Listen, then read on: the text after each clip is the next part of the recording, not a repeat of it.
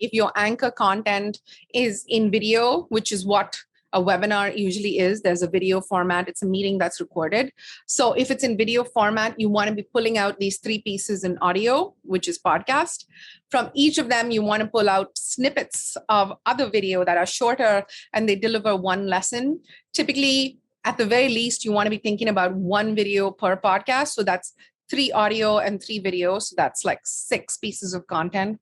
Then each of those podcast episodes will generate a transcript, and that transcript forms the basis for very good writing. So putting some effort into writing the articles, not just the show notes that accompany your podcast, because when you're putting out a podcast, you do need some writing with it saying this episode is about blah, blah, blah, blah. Over and above that, there's a lot of room to expand into blog posts. And people often feel resistance towards it because they're saying it's already a podcast, who's going to read this? Well, there are takers. People consume content in different formats, and just making sure that your content has coverage across different medium is A, accessibility, and B, it amplifies the reach of your content. So really think about making at least 1 blog post out of each of those pieces. So that's like you've taken it up to 9 right there.